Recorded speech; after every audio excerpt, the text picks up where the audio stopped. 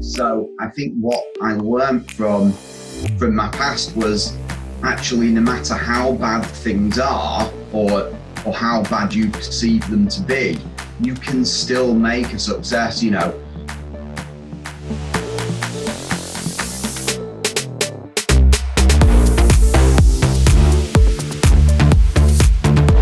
Welcome to Bigger Than the Hustle podcast, where I bring you real conversations with entrepreneurs on how they live their lives outside business. We deep dive into the energies, the motivations, the habits, the mindsets, and the disciplines that give them success in their life that leads to success in their business.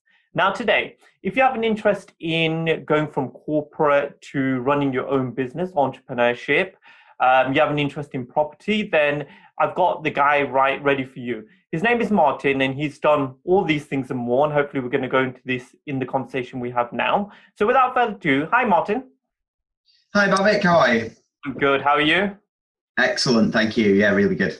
Good. Now, if I can hand over the mic to you, if you give a brief insight into you and your life, and then we can run the conversation from there.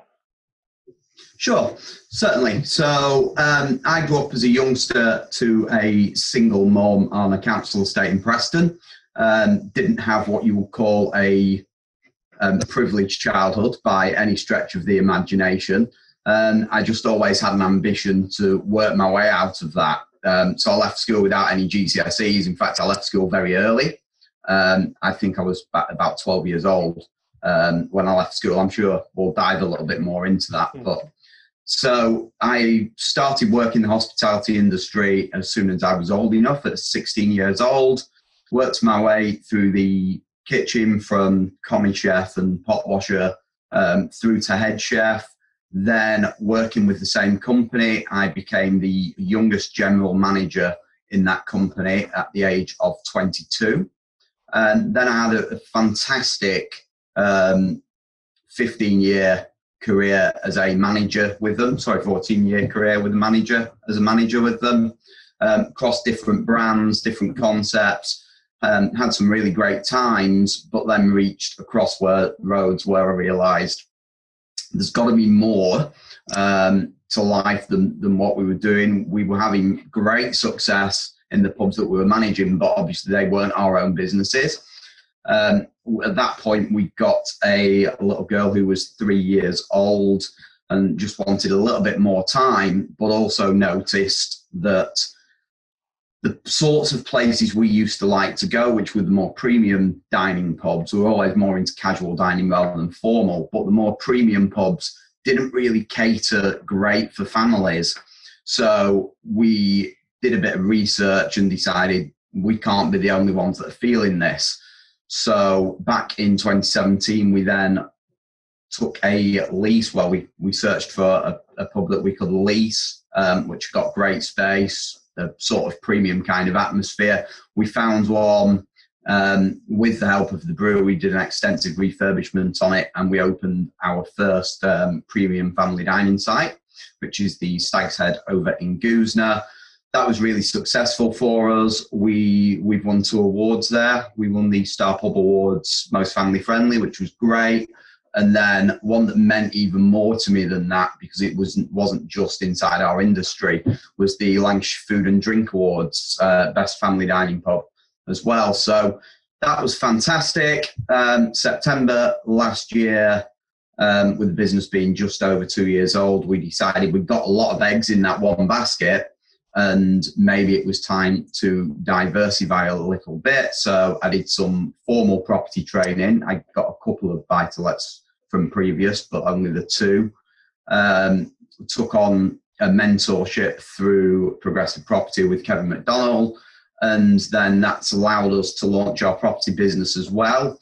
So we do a couple of different things as well. We've got everything from HMO that we're just doing a back-to-brick refurbishment on, and the main arm of our property business is specialising in tenant buyers in our local area, so as we can add some value and help people that are struggling to get on the property ladder to actually be able to do so. And that brings us to the present day. Well, that was so much to dig into there. So going from corporate, coming into running your own business, that's a big step as it is. and then deciding, I think probably at the ideal time, knowing, looking in hindsight, probably a good time you diversified into property. Property, I've always said, is quite stable in terms of there's always going to be people needing homes and somewhere to live. So it's a great sort of avenue, and it's a long-term viewpoint as well in terms of your growth in you as a person. Now, if we can just flip back to hospitality. Now, you said it's is it a pub or a couple of pubs you run right now? Yeah, so we've got one big family dining pub, which is the Stag's Head in Goosenet, and we are opening something which we've diversified again with this, although still in the same industry. It's going to be called the Tap End, so it's going to be a craft beer pub in one of the suburbs of Preston, just outside the city centre. As we noticed, there wasn't a more premium sort of pub in that area. There was just your typical sort of local show Sky Sports on a Saturday type pub. Right. So we thought, well, okay, let's take a long lease on a shop there, and we're just in the process of converting that. We actually started work in February on that one. However, lockdown stopped us from opening it, and then we've now got lockdown part 2 stopping us from opening it. But we will get there by the end of the year, Boris allowing. It'll all be good. Love that. And just before we came on air, we talked about adapting again as entrepreneurs. That's what we seem to do all the time. And I say the basis of this country is built on entrepreneurs and the ability to just keep moving forward and seeing opportunity in any adversity. And I think that's what makes us unique individuals. Now, you talked about your pub and the premium option that you have right now. What is your thinking behind that? Because a lot of pubs are, you got like the Wetherspoon style, which is like $5.99, buy one get one free and stuff like this. Why did you choose to go the premium route? And what have you learned about going down that route that maybe you didn't see before you actually opened the pub, whether that be positive or negative? What kind of things? So if someone was looking to do something similar, what kind of advice could you give them? Okay, so for us, the reason for doing it was from our own personal experience of enjoying going to more premium pubs, but having Sophie at the time, we only had the one child then, but just finding that she didn't really enjoy it. She enjoyed, the Hungry Horse with the Wacky Warehouse and that sort of thing, whereas we really didn't enjoy that. But of course, there were two opposites, and there wasn't something that tried to blend them together. So we decided to try and create it, which is why with our current site, it's quite different. So it is the full table service. It's locally sourced food, a more premium dining experience. However, we've got a games table inside for the kiddies. We've got an outdoor play area. We even have a football pitch. We try to do some things that are a little bit different for the kiddies as well. Or for the families generally. So we have a family fun day, which is traditional sports. So we do egg and spoon and a sack race, that sort of stuff. We usually hatch chicks at Easter, and we've got a chicken coop out in the beer garden, which the kids love to come and see. Boris the cockerel and the two hens that we've got there at the moment. So it's definitely worked really well. Probably what I didn't see was how well it would go down, to be fair. We certainly didn't expect to be getting nominated for awards. What I would say for somebody who's going down a similar route or going down any route in hospitality is we have a mission statement, which is everyone who enters leaves with a smile. We tend to use the same statement of making people smile behind everything we do.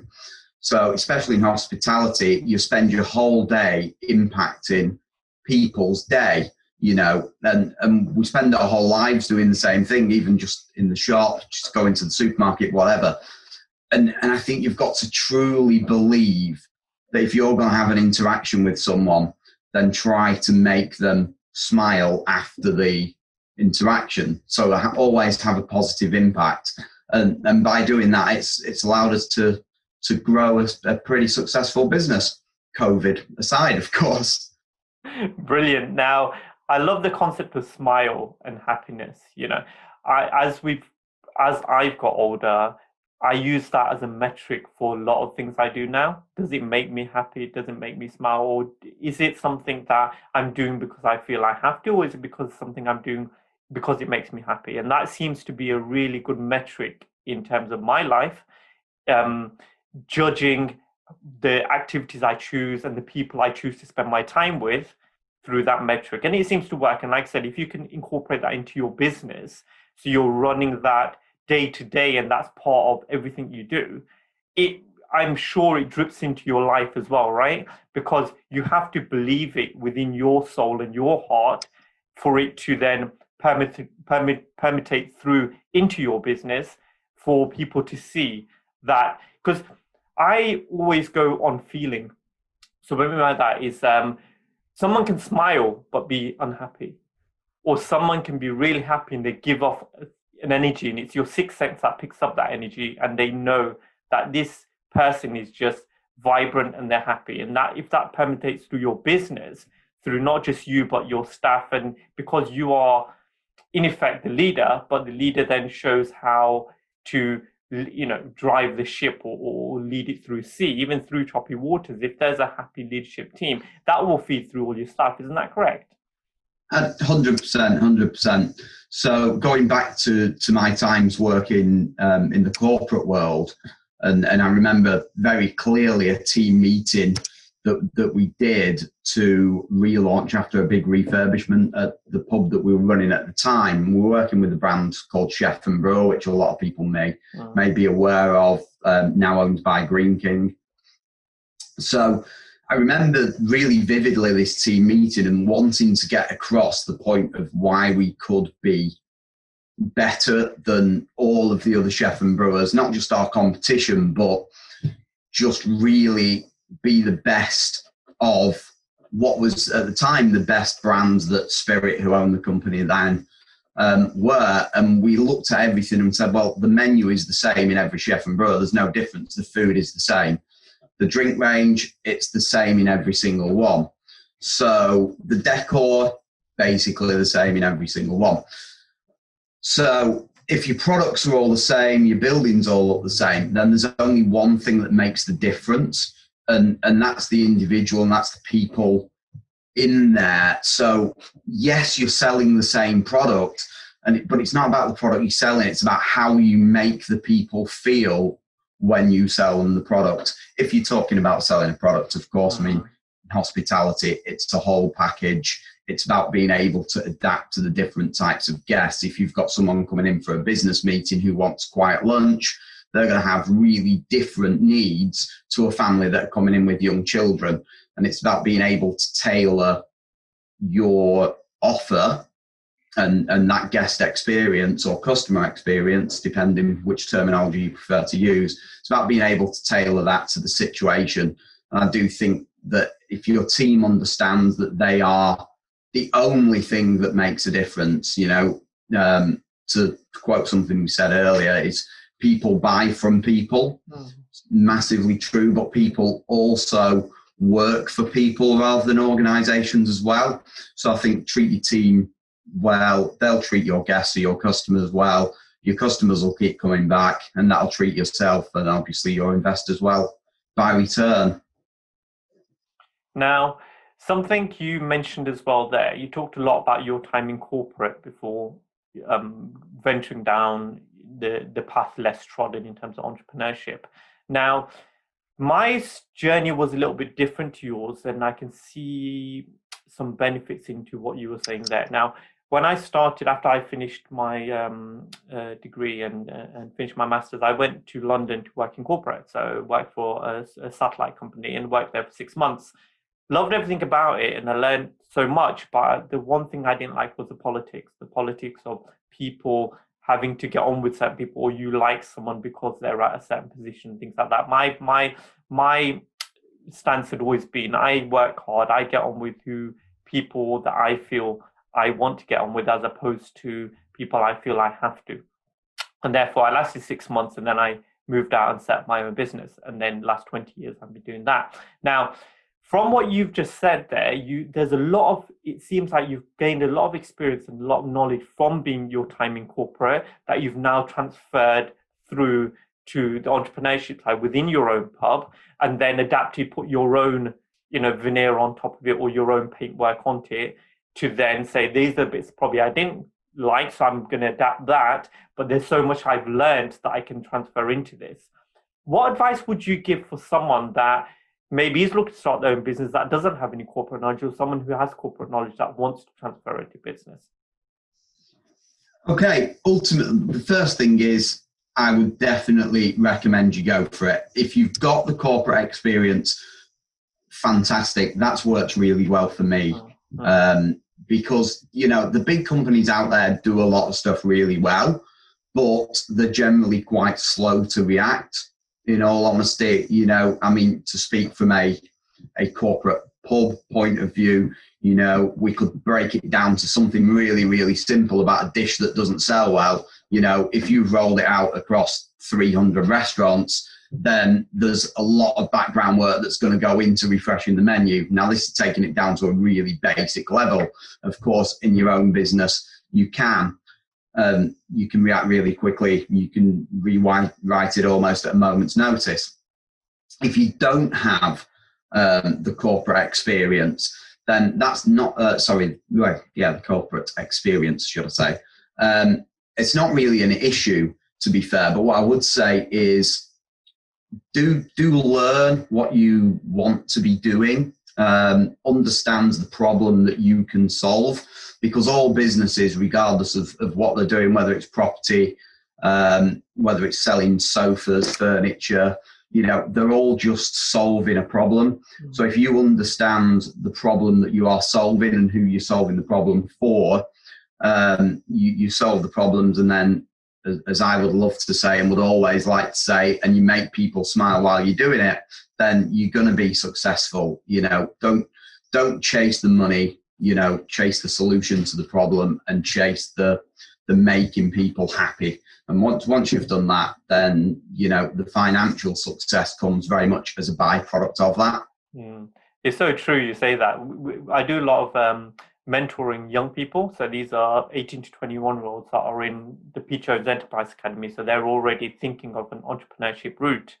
And a lot of them, when they start off, they're saying, I don't know what the idea is, or I have a big idea, there's no ideas, or, we talk about this. And I said, just think about how you can help someone, whichever way that is.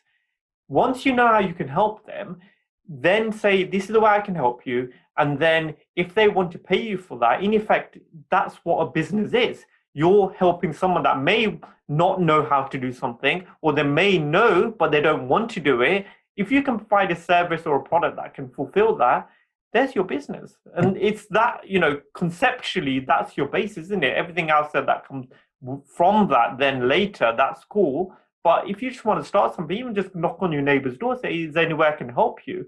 And that can be the start of a business. It can be that simple, right? But there's so many, we see a lot of things on TV, so many things on business, which make it sound like it's a big, complicated process. But if you look at it from the core, it's not, is it? No, absolutely not. I mean, it really is that simple. If you've got a problem, somebody else will no doubt have had that problem. And if you can't find a way of solving your problem externally, then, by all means, somebody invented the press stud. I remember reading not that long ago something about how people create the solutions to their own simple problem, and then it goes on to solve, millions of people's problems and becomes huge business. I think that's how Velcro was created. I'm led to believe, it was a problem with something sticking to a dog, wasn't it? I think. And they realized, well, actually, you know what, this little plant's got little interlock spine. So then the guy actually went out and created Velcro off the back of that. The lady who invented the press stud was struggling to undo a button on her blouse. And it's little things like that. So if you've got the problem someone else has, and if you solve the problem for yourself, you can then solve it for others and just create a business off the back of that. It doesn't necessarily need to be complicated. And we often spend a lot of time looking for opportunity a long way, or we always think that, this doesn't work here, or it doesn't work for me. But in actual fact, you know what, the success, the diamonds, you know, the pot of gold, whatever, could be staring you in the face all the time. So I think when we look too hard for it, that's really when we start to struggle and we start to get maybe a little downhearted, maybe a little depressed, a little bit impatient. I'm massively guilty of being impatient, to be fair. That's one thing I need to work on, because I kind of want to do everything at 100 miles an hour, rather than take a little bit of time. But yeah, don't overcomplicate it. You know, it's business is relatively simple. It's not necessarily simple to implement all the elements of it. But in actual fact, you know, getting started is the most important thing. You know, get started, learn as you go, never stop learning. As soon as you stop learning, I think you really start dying. I think that's when you can encounter some problems further down the line, for sure.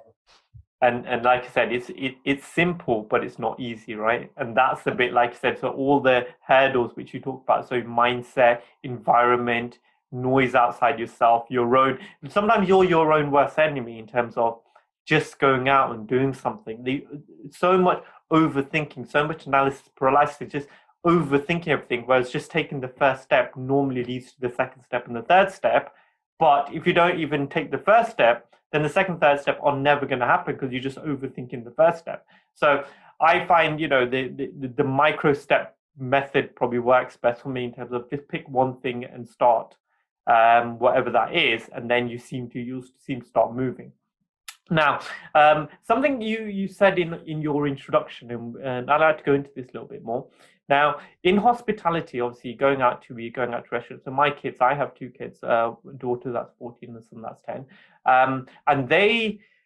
and we do go out quite a bit, not quite a bit, maybe once a fortnight or once a month or something like this. And we try to go to places which serve us well. So like you said, good food, good service, don't mind paying, but we don't go out very often. So we want it to be a nice experience. Now, when we were younger, it was almost absent. We never went out. Like, my parents are immigrant parents. My dad was always working. We had a shop, so we had like a newsagent office license type shop. My mom was a homemaker. So we never really saw my dad. So we never had an opportunity, because there's only Sunday afternoon he would get off, and then he would spend time with us, or we'd go to the park or something, but we never actually went out to eat as such. So if we did, even McDonald's was like a huge treat, you know, that we were, you know, once a year we were allowed to go somewhere like that. And it was a real time where we remembered, because it never happened so much. Now, if you ask my kids about going out, their experience is slightly different because it's happening more and more now. Now, in your upbringing, it sounds like you had a similar upbringing in terms of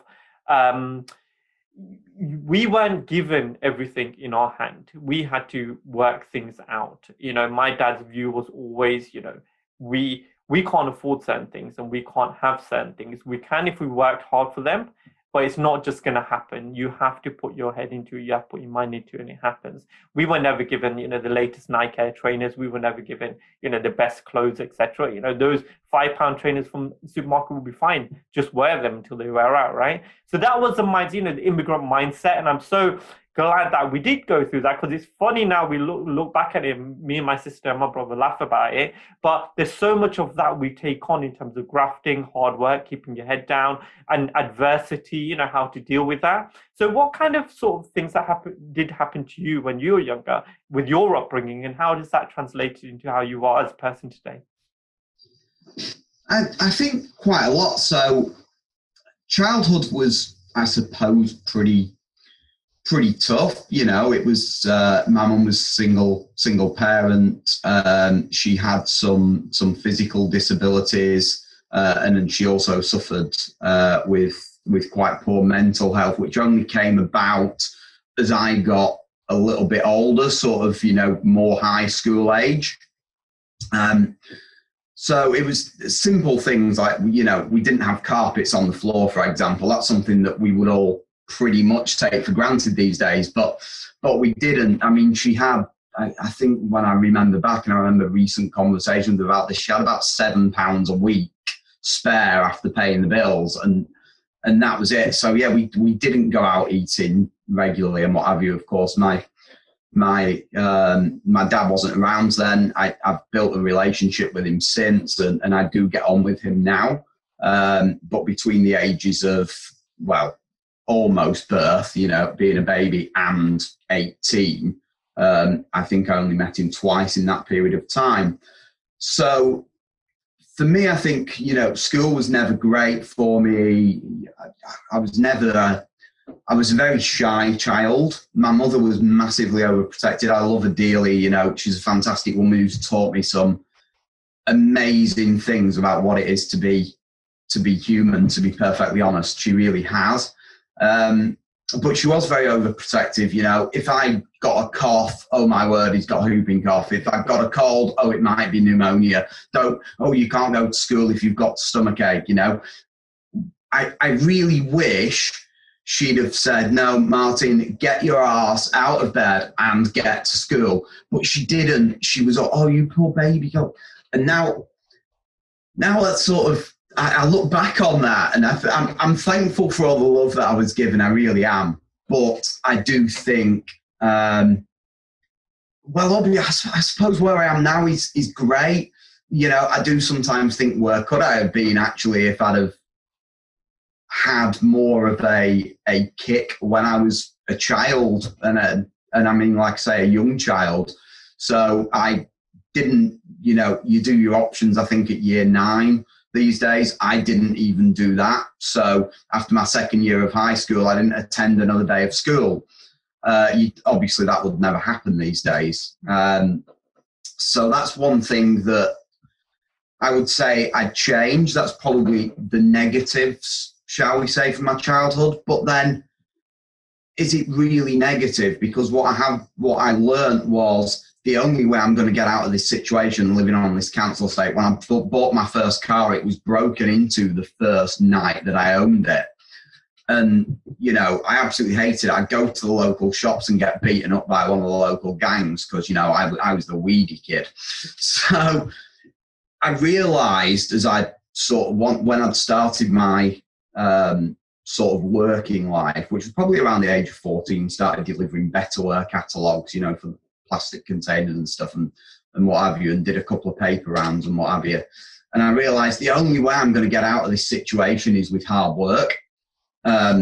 So that was it then. It was a case of, right, well, we'll go and get whatever job we could. So as soon as I was 16 and got the old national insurance number, I did a short stint at McDonald's, and then was fortunate enough to then take a commis chef and pot washing job, which led to my incredible career in hospitality. So I think what I learned from my past was, actually, no matter how bad things are or how bad you perceive them to be, you can still make a success. Nobody that I knew as a child would have ever thought that I would be where I am now. Now, I am absolutely miles away from where I want to be in the future. But, if I take a moment, which I don't do very often, to sort of look at where I am now compared to where I'd be, it's possibly, I don't want it to come across as overly arrogant, but I'd like to think that it could be motivation to somebody else who's maybe in that tough position. Because I look at people that have been in much worse positions than me. David Goggins, his book was absolutely fantastic. Some real hardship, and they've gone on to do incredible things. I do think it is possible, and we do learn from even the bad times, as long as you take something out of it and you learn from it, and you either learn how never to put yourself through that again or put your family through that again, which is a big motivation for me. Or, you may learn a positive thing, which for me was my mother's spirit of giving and generosity. I've got quite an interesting story, maybe if there's time to share from them. But for the moment, I shall let you delve in as you like into that, Bhavik. No, so it seems from what you've just talked about, it seems you have quite a positive outlook, quite a sunny disposition in terms of seeing things as a glass half full, as they say, the analogy. Where do you think that's come from for you in terms of, did it come from a crisis moment or trauma moment, or is it been a continuous progress in terms of you as a person? I think it has been continuous progress. I only really got into personal development probably 6 or so years ago. And despite the fact I would always give 100% in my corporate job managing the pubs for the big companies, and obviously was very successful and we delivered great results for our guests. From that point of view, I suppose, I was never really truly satisfied at a personal level. So I was positive around work, but wasn't necessarily positive around life. So then that grew from the one thing that changed my outlook completely was the book I'm currently rereading as well, because I must have read it a dozen times at least, probably more to be fair. And that was The 7 Habits of Highly Effective People from Stephen Covey. Oh, yeah. And then I was fortunate enough through a leadership development program that the company I was working for at the time ran to go and do a 4-day course on the 7 habits, which was for me absolutely life-changing. And at that point, I sort of never looked back when it came to personal development. And I think I've listened to over 80 audiobooks now. I love personal development type seminars and things like that. I'll try to get in as much positivity as I possibly can, because I think it helps you to stay positive and stay focused, because it's easy if you shut yourself off in your own world for you to sort of dwell on stuff that you can't influence rather than focusing on what you can influence. And I think in times like this, that's really, really important, more than anything else. And it's interesting you got to that position through your own choice. For me, my journey on self-development or creating a better version of myself, which is the way I see it, started probably 10 to 12 years ago after making continuous bad decisions within the businesses that I had. So I reached a point where the last financial crisis, 2008, 2009, 2010, we were over leveraged. I had a huge number of staff. It was all on my shoulders, lots of people, lots of money going from hand to hand. And I reached a point where I was broken. Woke up one morning and I didn't want to do it anymore. And that was my life. And then my wife gladly said to me, she goes, you made all these choices to be where you are today. No one's made you make these choices. Now you just have to choose again. And that's when I chose to choose me and put myself first. And since then, it's all been an upward trajectory in terms of building myself up as a person, psychologically, mentally, spiritually, and physically, to be the strongest person I ever have been, irrespective in 20s and 30s. Today, I am the strongest person I can be. Now, it took that crisis hitting the wall for something to change in my life. Even though I've had a good upbringing, a good foundation, everything was good, I was chasing a dream that society, capitalism told me was the dream of the big cars, the big houses, etc. But I soon realized it wasn't my dream. It wasn't me as a person, until I then changed my outlook and my perspective through listening to people, reading books, like you said, David Goggins. There's so many people that I initially listened to, Jim Rohn, to Anthony Robbins, so many different people that have helped me in my life without even knowing it. YouTube is a great accessory now where you pick off the right things and listen. Audiobooks, like you said, if you can't read, there's so many things that can build us up as people, but you have to want to do it. And only when you then take that in and you choose that for yourself. And I know for me, I chose it not just for myself, but all the people around me. Because when I'm low, it affects everyone around me, not just my wife, my kids, but my whole family. And therefore, I felt that I was giving a disservice to them as people that have invested in me and looked up to me to try and be the best I can. I was letting them down, I was letting myself down, and I was just letting everyone that had raised me through my childhood and through my young years, I was letting them down as well, because they'd done such a good job. And just because of the decisions I made, I almost put it on myself. As males, like you said, we try and take things on where we think that we have to handle it all, and we have to take the burden on our shoulders and just take it like a man, as they say, take it like a man. And I know that's not true. And I know that that's maybe societal development on my mind, but I know moving forward, the times when I have said, I don't know, or the times I've had said, I just need to work this shit out, can someone help me, is when I've grown as a person. And I feel that they're the times that the people that mean most to me stand up and serve me because of the time that I've spent with them. And I see it as a symbiotic relationship. If I can be strong for them, they can be strong for me, and it works together. And if we surround ourselves with strong people and a strong environment, that's through the knowledge, through the skills, but through the people as well. That's a basis of a great life for me. And that's the way I've seen it. And that's the way I can be the best for everyone around me. And obviously meeting people like you, introducing you to the people I know, it shows that there's so many people out there that are making a difference and making change every day in their lives, whether that be through business or whether that be through service, whether that be through their own family. They're just, looking after their kids the best way. Whatever your calling or whatever your position in life is, just try and be the best, because you are then respecting everything that you're about, right? And it's you as a person. And like you said, you talk about your upbringing and your mum. It's similar to my mum. My mum was very soft, whereas my dad was more of a practical, just get on with it.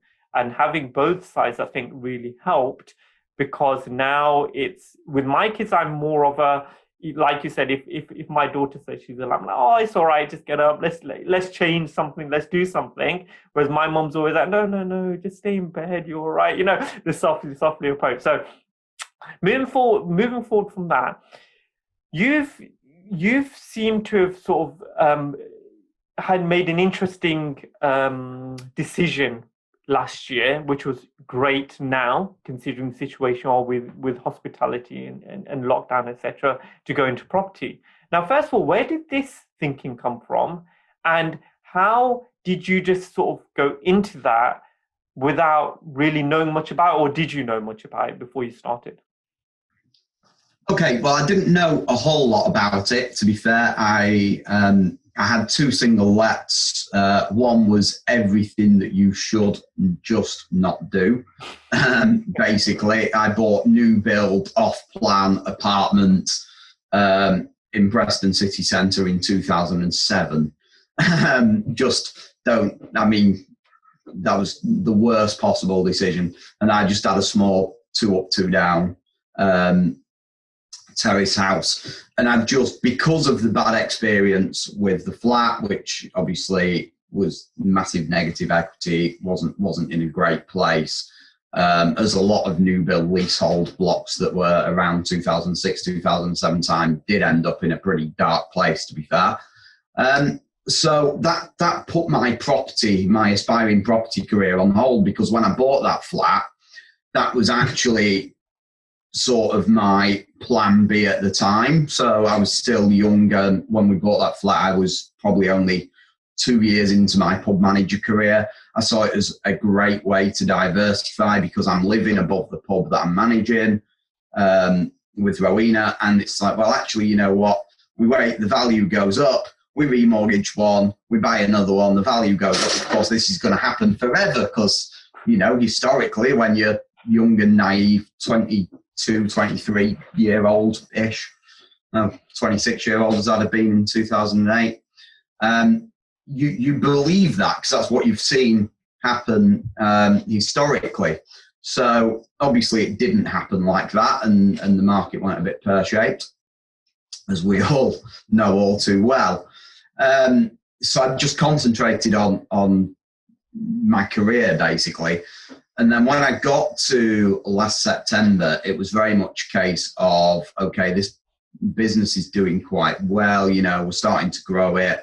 What happens if something goes wrong?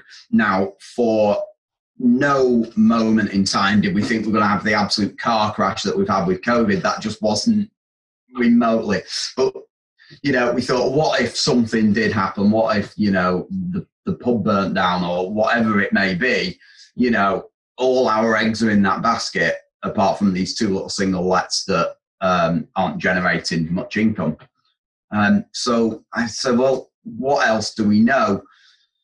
The only other thing that I'd ever had any experience with, albeit very limited, was property. But of course, we were still new in business. Most of our money was tied up in the business. So we didn't have huge pots of cash to play with either.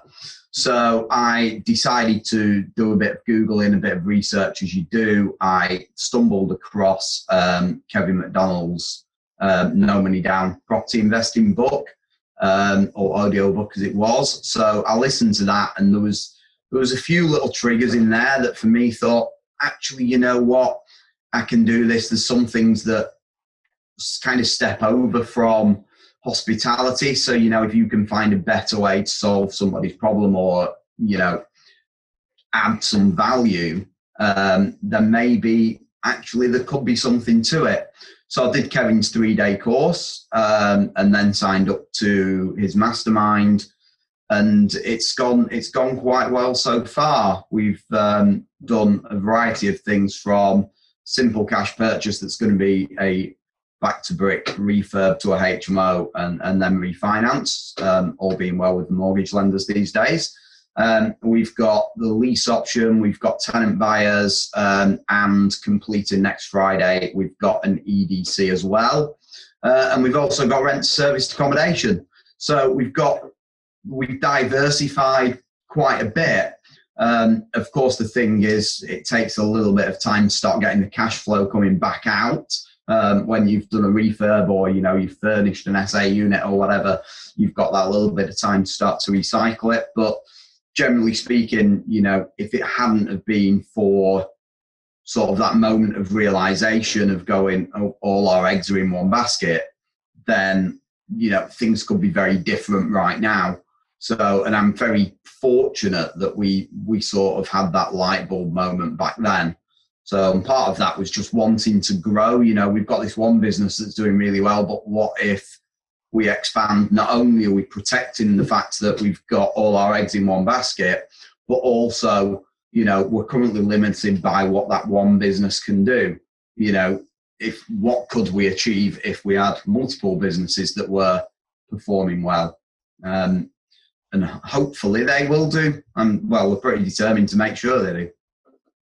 It's fantastic you had that foresight, because when things are going well, generally you don't, a lot of people, including myself, you know, pre-2010 was, we're just going to keep growing and we're just going to get bigger and there's going to be so much more money coming in. And then you don't, whether it be misplanning or whether it be just having a completely positive outlook to say things are just going to carry on this way, having no other plan apart from what you know and what you continue to know.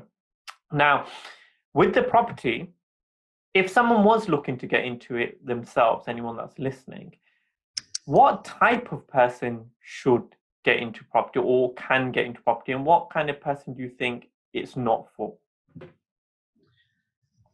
It's definitely not for somebody who thinks it's going to be a get-rich-quick scheme. And unfortunately, there are a lot of people, certainly in the property education space, and of course I've done quite a bit of property education with Progressive myself, and I'm not going to mention anyone specifically, but you know, there is a lot of the time, especially if you do any free sort of training or taster days or webinars, you know, 90% of the content is selling you the dream. You know, oh, it's going to be dead easy, it's going to be dead straightforward. You know, it's definitely not a get-rich-quick scheme. We talk a lot about no money down. Is it no money down? No, realistically, you can do low money down. So, you know, some of the rent-to-rent stuff, while the lease options we did cost us nothing more up front than £1 and the solicitor's fees. And then we did a really quick refurb and we moved the tenant buyer into that one.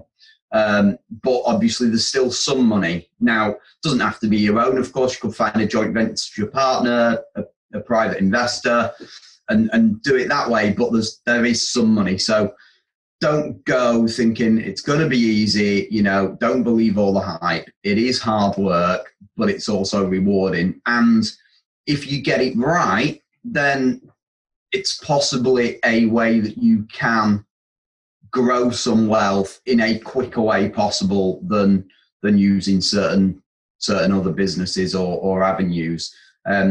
So that's the only sort of person that should avoid it, really. To be honest, I think anybody else, I would definitely recommend getting some education, because if I'd have known, some of the first things that we were taught were, or that I was taught rather, even through Progressive, was don't buy new build off plan apartments. And that was the second property that I ever bought, and obviously it's gone horribly wrong.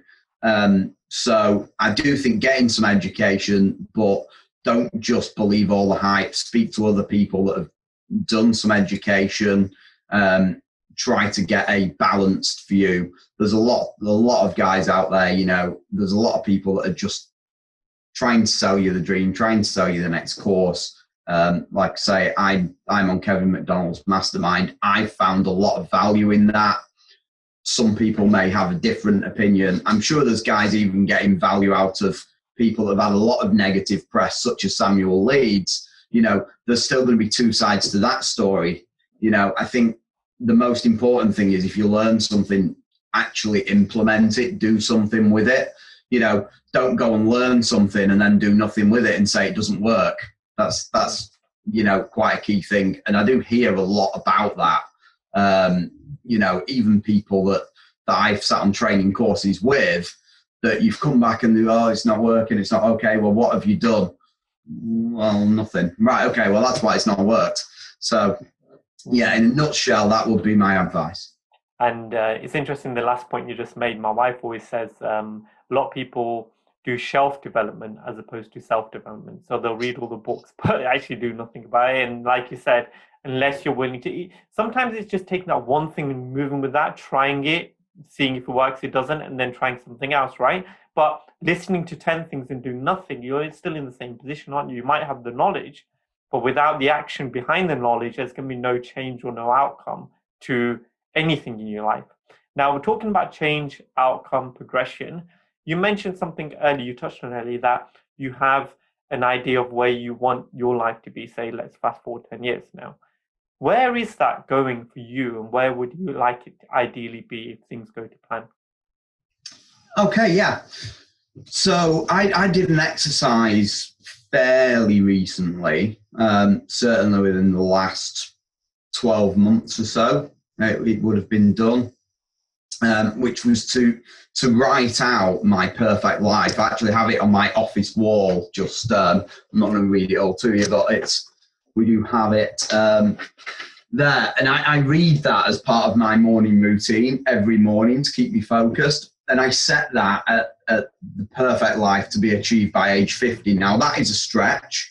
And there's a lot of things in there. There's both materialistic things and experiences and the people that I'm spending time with as well. But if I was to say, medium term, continue to grow and learn, to build our property business. So we may continue to grow the pub business, but there's a lot of blood, sweat and tears goes into that. There is with property, but once you've got the property, you've got it set up, you're getting the cash flow from it, you're building something for the next generation. It's not likely that you're going to build a pub company or a pub business for the next generation. So we're probably going to roll out more of our smaller pubs, maybe not do any more bigger ones, but who knows, the right opportunity may come along.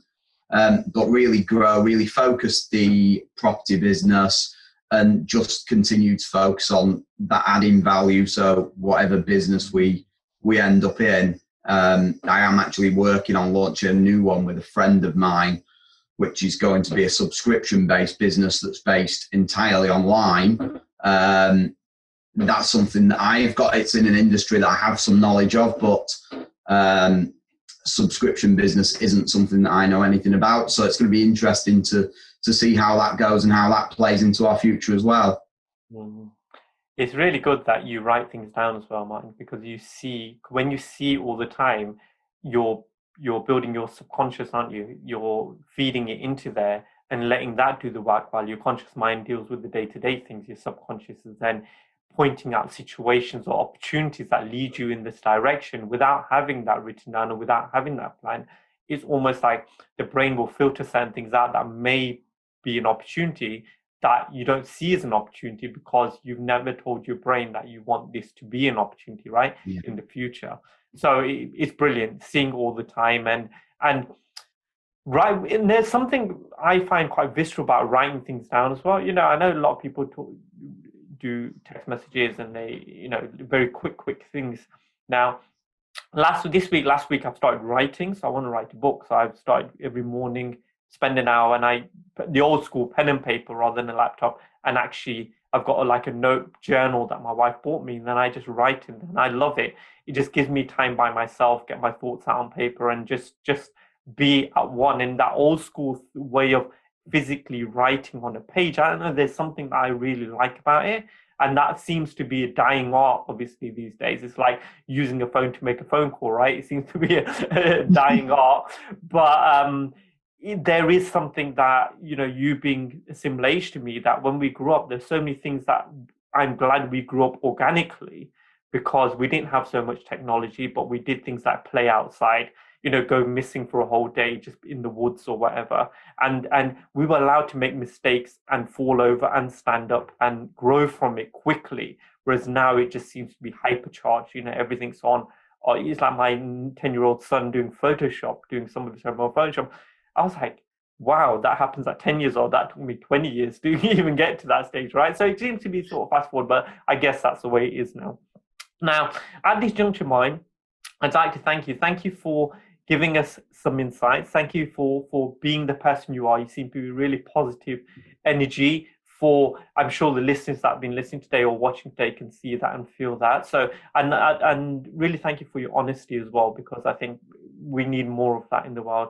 There seems to be such a veneer on the perfect life, and the perfect life for me is an honest life because there's nothing to hide, and it's your truth, isn't it? You're living your truth, whatever that may be. So thank you for that. Now, as we sort of reach the end of this podcast, so there's a couple of more questions I'd like to ask you, so that the listeners and the viewers get a little bit more deeper understanding about you as a person and what you're about. Now, we fast forward now 100 years, where you've done everything you've wanted to. You've grown a property empire, you've had a restaurant business, and you've motivated and inspired a lot of people around the world. And now we're on your last moments. Now, you don't have enough energy to speak, but you have enough energy to write 3 words. Those 3 words have helped you all your life, and you hope by writing them down, it can help the people around you that see them. What would those 3 words be for you? Really simple, this one for me. It's make people smile. Perfect. And you seem to be living that, day to day. You seem to be, I've always said you can live by your words, but living by your actions means so much because people see it and they feel it as opposed to just hearing it. Words can be cheap, whereas actions are hard to fake, if they say. So I can see that through you. So thank you for that. And the last one is, this podcast is called Bigger Than the Hustle. And right now you're bigger than the world. So I've hooked up this mic to 7.58 billion people. They're all connected. They're all awake. They can all hear you. There's no language barrier.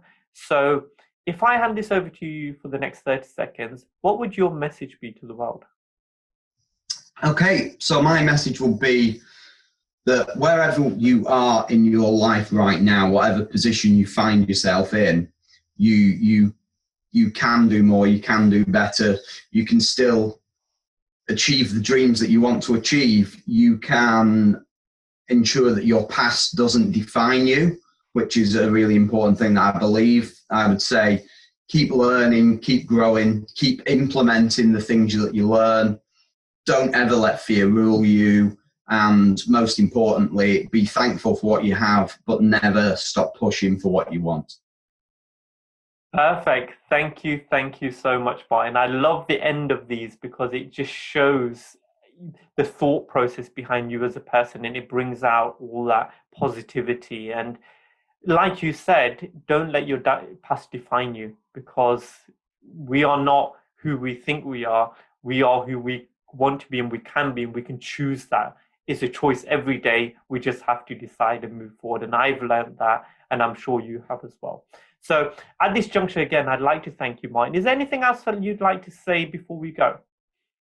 No, just thank you very much for having me, Bhavik. It's been an absolute pleasure. I've really enjoyed the conversation, and I'll be sure to keep following your podcast, because there's some really great stuff on there. I'm really looking forward to catching up on the back catalogue. Yeah.